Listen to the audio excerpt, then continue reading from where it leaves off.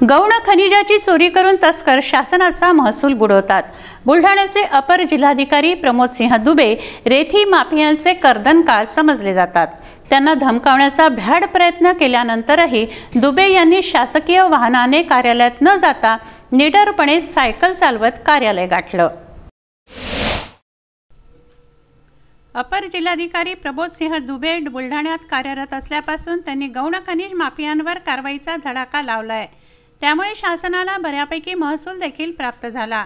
गौण खनिज माफियामध्ये दुबेंचा अद्यापही दरारा कायम आहे। तलाव रोडवर त्यांचे संत चोखामेळा हे शासकीय निवासस्थान आहे। या निवासस्थानावरील त्यांच्या फलकाची अज्ञात व्यक्तींनी तोडफोड केली। 2 दिवसांपूर्वीच त्यांनी चांडोळ व बुलढाणा शहरात अवैध रेतीसाठा जप्तीची कारवाई केली होती।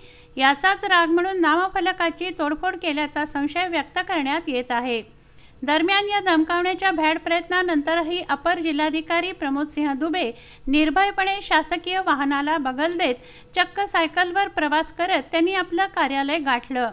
त्यांच्या पाठीशी बुलढाणेकर सर्व शक्तीनिशी असल्याच्या प्रतिक्रिया उमटत आहे। श्री दुबे सर इन्हीं के मकान पे जो संत चोखामेळा इसी नाम का बोर्ड और उनके नाम का बोर्ड दुबे जी का, ये कोई अज्ञात चोरों ने निकाल के फेंक दिया है। उनकी शंका रेती माफिया पर है।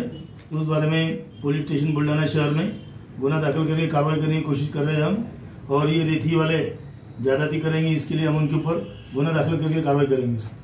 प्रमोद सिंह दुबे हे गेल्या 2 वर्षांपूर्वी बुलढाणा जिल्ह्यात अपर जिल्हाधिकारी पदावर रुजू झाले। त्यांनी रेतीची अवैध वाहतूक करणाऱ्यांवर कारवाई केली।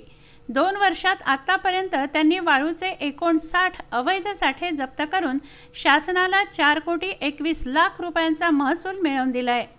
62 कोटी रुपयांचं शासनाचं उद्दिष्ट असून यावर्षी त्यांनी 47,68,00,000 रुपये इतकी वसुली केली आहे।